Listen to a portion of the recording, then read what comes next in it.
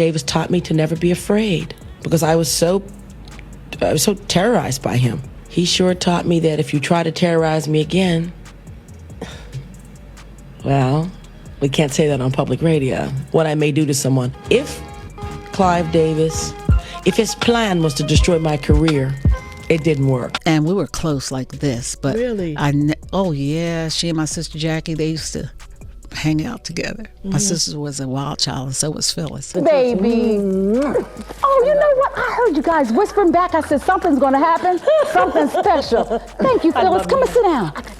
Sit down. Patti LaBelle seems to have indirectly hinted at how Phyllis Hyman's death might have been tied to Clive Davis. Apparently, the music mogul might have pressured Hyman into an early grave. So, what exactly happened? And is there any truth to these allegations? Let's find out. Phyllis Hyman met Clive Davis when Arista Records bought Buddha Records, the label that had produced Hyman's initial albums. Clive Davis, the then CEO of Arista, was immediately impressed by her talents and took a liking to the 6-foot singer. He could see the Philadelphia native was destined for the big leagues, and she would get there with a little bit of coaching. So he decided to take her up under his wing, and that is where her troubles began. The singer wasn't used to being dictated to. Clive Davis wanted her to divert her attention to pop because it was the hot cake then, and could easily catapult her to fame. But Hyman would have none of that. Her heart was invested in soul and R&B, and she would defend that hill to the hilt. Clive Davis, the ever-persistent manager, thought he knew what was best for the singer, so he pushed her, trying to convince her to shift her focus to pop. But no tactics could sway the focus of the defiant Hyman, which often resulted in spicy debates and conversations between the singer and her CEO. Interestingly, that was just of the iceberg, as Clive Davis didn't just want to dictate the genre that Hyman sang, but wanted to determine her physical appearance. He suggested that the singer dye her hair blonde to make her more appealing to the white audiences, who had more purchasing power than the black community. However, being an activist for black excellence, Phyllis knew that dyeing her hair blonde just to appeal to a certain audience was tantamount to betraying her identity as a black person. So she refused. Once again, Clive Davis was livid. He didn't understand Phyllis Hyman and didn't like her refusal to bend her ways. It was as if Davis and Phyllis belonged to two different worlds, where both of them ruled unchallenged. Davis was used to having his way at Arista, dictating the directions of each artist in his repertoire. Phyllis Hyman's journey with Arista Records began when the label acquired Buddha Records, which had produced her early albums. This transition brought her into the orbit of Clive Davis, the influential CEO of Arista. From their first meeting, Davis was captivated by Hyman's talent and imposing presence. At 6 feet tall, the Philadelphia-born singer exuded star potential. Recognizing her abilities, Davis saw an opportunity to mold Hyman into a mainstream success. He believed that she could achieve the fame he felt she deserved with some strategic guidance. However, this well-intentioned mentorship marked the beginning of a tumultuous relationship.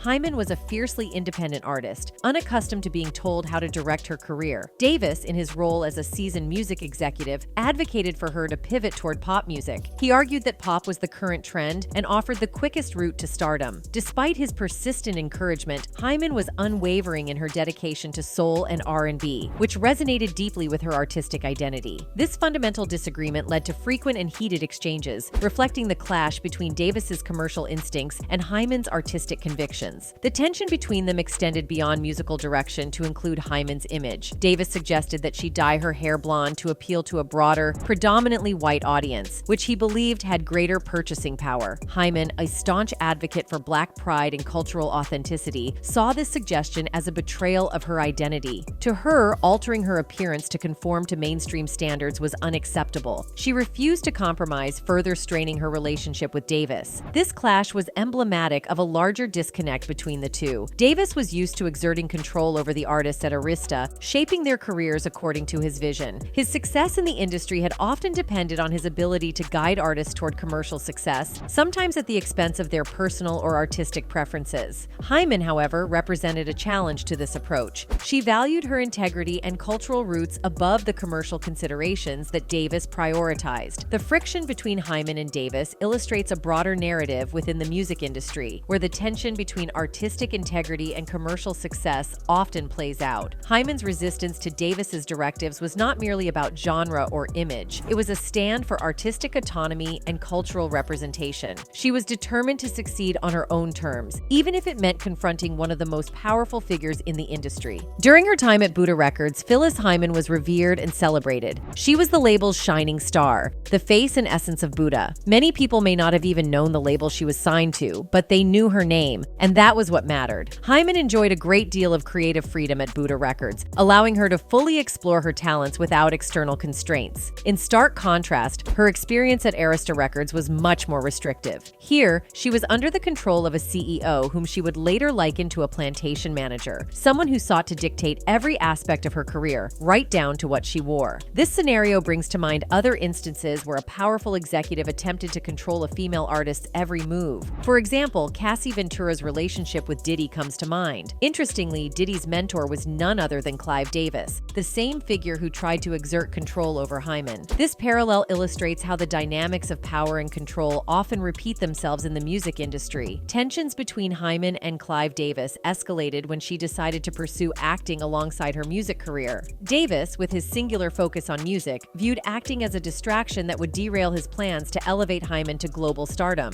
This created a significant conflict, as it seemed that Davis's ambitions for fame were more his than Hyman's. Hyman, on the other hand, appeared content with simply performing and connecting with her audience, whether through her albums or live performances. It seemed as though Davis was imposing his dreams onto Hyman, who was a determined and assertive individual. She knew her desires and wasn't one to be easily swayed. Hyman had a clear vision for herself, akin to a guided missile locking onto its target. She was intent on pursuing acting and wasn't willing to let anyone, not even Davis, deter her from this path. Her defiance and determination likely frustrated Davis, who held considerable influence at Arista Records. Hyman's resolve and independence marked her as a nonconformist within the label. She was not easily controlled, which may have been seen as problematic in an industry where executives often preferred compliant artists. Yet her willingness to follow her own path underscored her authenticity and strength of character. She remained true to herself, pursuing her passions despite the external pressures to conform. He was used to artists doing his bidding and kowtowing to his every demand. His word was law, and anyone who disobeyed felt his wrath. So did Phyllis Hyman. Clive's disdain for Phyllis grew so strong that he refused to promote her music. He paid little attention to her and rather concentrated on the other artists on the label, such as Aretha Franklin and the fledgling Whitney Houston. Like a plantation owner, Clive desired to whip Hyman into submission, but the singer wouldn't flinch. Nothing Clive did would make her blonde her hair, sing pop, or give up her dreams of acting. Fans were surprised to see their beloved idol acting on stage. They knew she had the voice and the persona to enchant any crowd, but they didn't know that she had the acting skills to wow them. Many tabloids praised her debut performance in the Broadway play Sophisticated Ladies, which won her the Theatre World Award in 1981. Phyllis Hyman successfully combined two talents, giving her national appeal. She won a nomination for Best Supporting Actress in a Musical. This was what she always wanted, but Clive Davis and the people at Arista had different ideas. He wanted her to drop acting so he could make his dream come true, and when she wouldn't budge, he decided to punish her. Though Hyman had tough skin, Clive's tactics got to her. The sudden shift of attention from her to the other artists began to take a toll on her, moving from being the center of attention, the star of the label, to being just any other artist began to eat at her soul. The lack of promotion had affected her psyche, and she began to spiral into depression. To avoid descending further into the abyss, the talented songstress took to recording movie soundtracks,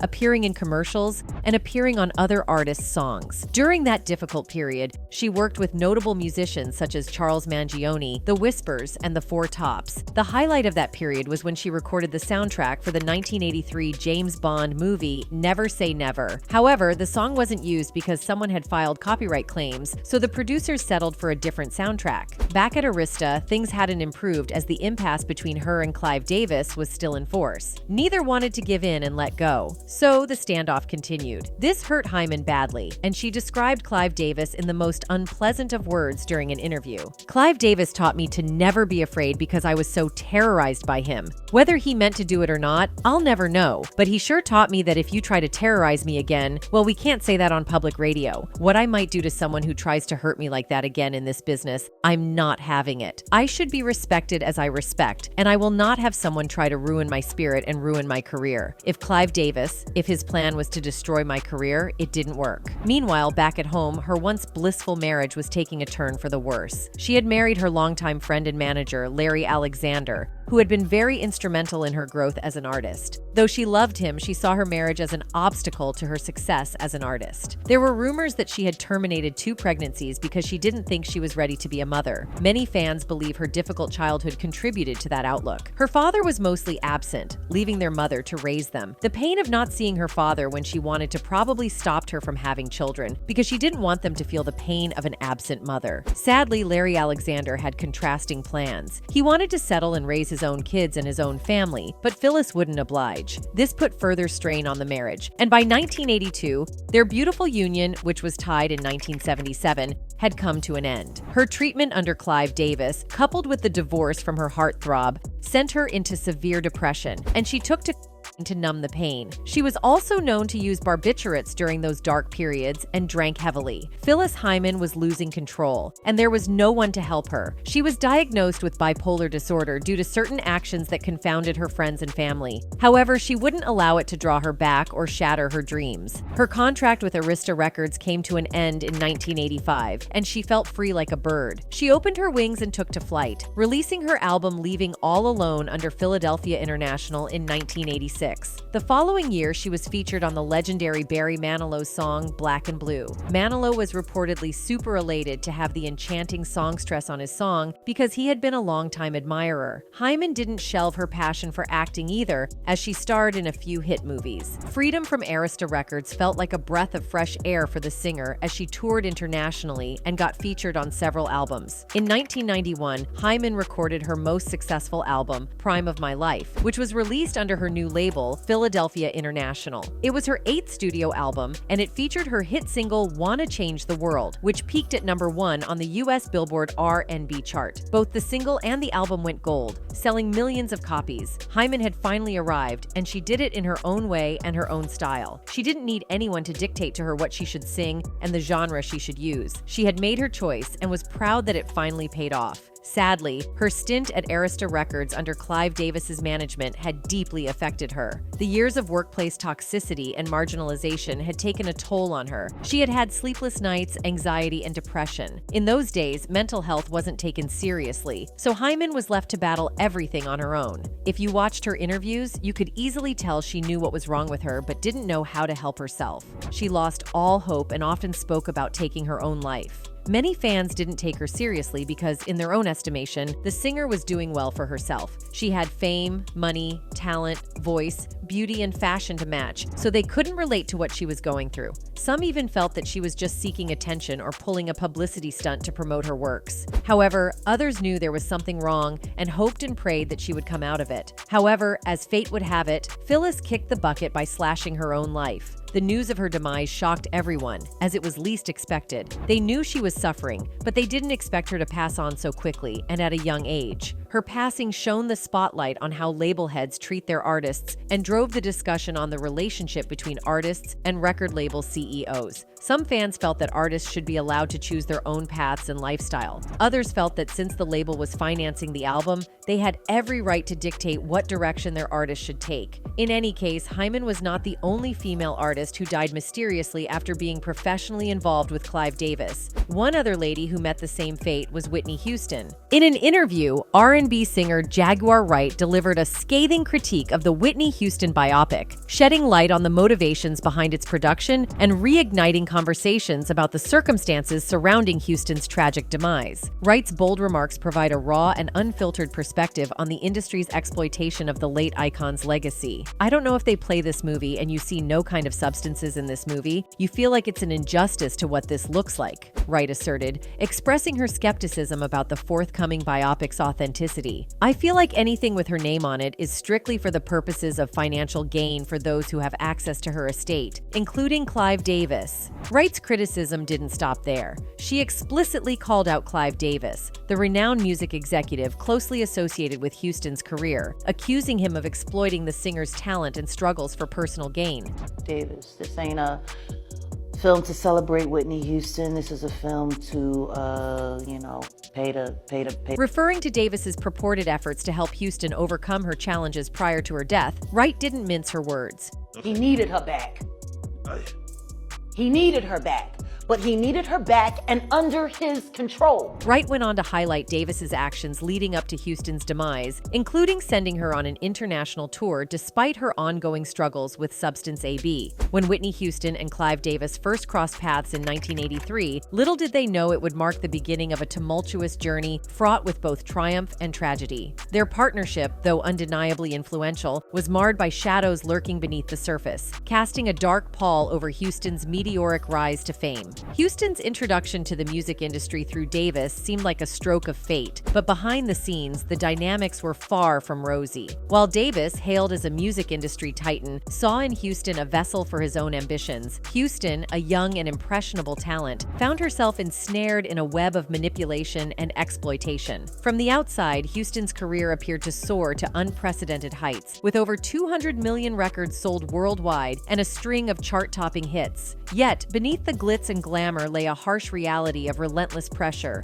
personal turmoil, and the insidious grip of addiction. Davis, a shrewd businessman with a knack for spotting talent, recognized Houston's potential from the moment he laid eyes on her. However, his interest in her went beyond mere admiration for her vocal prowess. It was a calculated move to solidify his own standing in the industry. By signing Houston to his label, Davis ensured his own ascent to greater heights of success, using her as a pawn in his game of musical domination. Anyway, recent revelations are showing that Clive might have actually benefited more from Whitney's demise compared to when she was alive. You see, the world of music contracts is a labyrinthine maze, riddled with complexities that often escape public scrutiny. Hank Harrison, a muckraking reporter, is someone who appears to have stumbled upon a chilling discovery buried deep within artists' contracts, the infamous death clause. This clandestine clause, also referred to as a non-performance or failure of performance clause, raises eyebrows due to its alarming implications. This clause, as unearthed by Harrison, is a contractual provision that grants recording companies the astonishing power to rake in immense profits, even in the face of an artist's untimely demise. This seemingly nefarious maneuver ensures that record labels are entitled to claim not only their investments, but also a substantial portion of the artist's earnings from various revenue streams. The mechanism, shrouded in secrecy, empowers companies to secure hefty insurance policies against the artist's projected earnings, effectively making them beneficiaries of the artist's life and death. The inception of the death clause dates back to an era where the corridors of power were controlled by shadowy figures, reminiscent of scenes from the silver screen. It appears that this clause was designed to guarantee the label's financial security and influence, even if it meant profiting off the demise of an artist. In essence, the clause suggests that an artist who fails to meet performance obligations or repay advances becomes an even more lucrative asset in death. Intriguingly, this malevolent clause has evolved over time, adopting a subtler facade while maintaining its exploitative essence. Once valued in thousands, it now holds the potential to be worth billions, owing to the colossal investments labels make in nurturing and promoting burgeoning talents. The insurance policies procured under this clause serve as a safeguard against potential losses in the event of an artist's incapacity or demise, thereby safeguarding the label's investments and projected profits. Amidst this maelstrom of revelations, speculation has begun to swirl around the extent of Clive Davis's involvement with the death clause. As a mastermind behind the success of many artists, including Whitney Houston, questions arise about whether he reaped any benefits from the tragic loss of his prized protege. While no concrete evidence has surfaced linking Davis directly to this exploitative clause, artists and insiders have started to come forward, painting a troubling picture of his role in potentially capitalizing on the grim provisions of the clause. Whispers have transformed into outspoken voices as several artists shed light on their experiences within the clutches of the music industry's dark underbelly. Their stories echo the same sentiment, that the death clause, once a well-guarded secret, is not a relic of the past, but a contemporary reality. It has been alleged that Davis and other industry magnates might have leveraged this clause to their advantage, using it as a financial safety net against unforeseen losses. One person who spoke about this is avant-garde musician Diamanda Gallis. Days after Houston's tragic demise, Gallis took to her Facebook page calling the record executive a colossal pig. According to Gallis, Houston should have been allowed to study for a minimum of 2 years with a voice therapist or teacher before even rehearsing, let alone performing on stage. In the entry, she claimed that the singer was put back on stage before she was ready to perform by Davis. Gallis wrote that Houston was ill-prepared to perform, writing, "What was she put on stage as? A lesson that substances..." Hey, want to see a crack hoe sing? Courtesy of Clive Davis. Wow, man, that will be some freaky, right? You bet, man. Gallus didn't stop there, claiming that Davis could now, quote-unquote, package her death in frills and sell it big time, even during the nadir of record sales. She even went so far as to claim to foresee what the 79-year-old record industry vet would say in response. And Clive and Sony will say, even though we do not hope to even break even with this uncompromising tribute to Whitney Houston, we feel personally that it is her due as the foremost singer ever on our labels and as the lovely girl she always was to us. At the time, a spokesman for Davis responded by saying, while Miss Gallus is entitled to her uninformed opinion, her Facebook post is wholly inaccurate and offensive. Clive Davis cherished Whitney and shares a mutual love for the Houston family. It is absolutely outrageous for anyone to suggest that Mr. Davis ever had anything but Whitney's best interest at heart. If you think it's only Gallus making these insinuations, you'd be wrong. Gallus's comments were echoed by Jaguar Wright in a recent interview where she claimed that Davis knew he needed Whitney back under his control, and that's why he was forcing her to have a comeback. He needed her back. He needed her back, but he needed her back and under his control. For context, Clive orchestrated Whitney's comeback in 2009 after years of substance AB and a messy relationship which ended in a messy divorce. Her debut album, I Look to You, sold 304,000 copies in its first 7 days on the market, sending Houston back to the top of the charts and giving her the best debut week of her career. Houston still stands for the best of songwriting, the best of singing, and we know the public wants it, Clive said in 2009. There is a song on this album which is called I Didn't Know My Own Strength, and it really speaks for Whitney. She tumbled, but she didn't crumble. In any case, Whitney did not release anything after that since her voice had been ruined due to substance AB, much to Clive's disappointment. But despite the undeniable vocal decline and the unmistakable shadow cast over Whitney's star power, Clive's optimism seemingly remained unscathed. Of course, one might wonder if his rosy outlook was fueled by the substantial coin he continued to rake in from her legacy. It's difficult not to speculate whether Clive's unwavering hope was propelled by the echoes of revenue streams rather than genuine concern.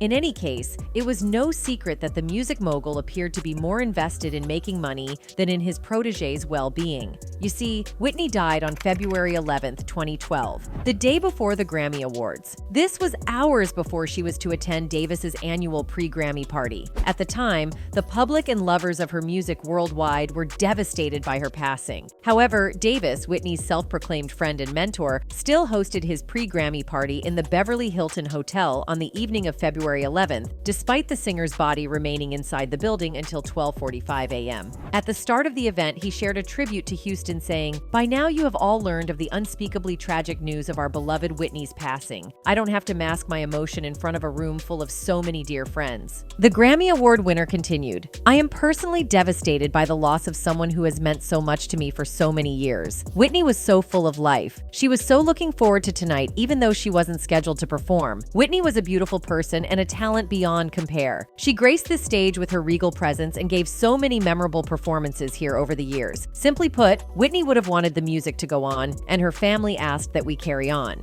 Whitney Houston's death on the eve of the Grammys in 2012 came as a horrific shock, if not entirely without warning. The platinum-selling singer and actress was to attend Clive Davis's annual pre-Grammys bash at the Beverly Hilton that night, but instead, she died in a room upstairs after accidentally drowning in the bathtub. It was reported at the time that the LA County Coroner's Office noted in its post-mortem findings that a white crystal-like substance was found in the room. There was also an open bottle of champagne and other personal items believed to belong to the late songstress. An autopsy was performed with the official cause of death listed as accidental drowning with atherosclerotic heart disease and use just probably immediately prior to the drowning listed among contributing factors. In any case, the fact that these two stars perished while under Clive Davis's care speaks volumes. Although none of these allegations have ever been confirmed, some fans are still convinced that Clive Davis might have had something to do with the unalivement of these two ladies. Anyway, that's it for this video, folks. Bye.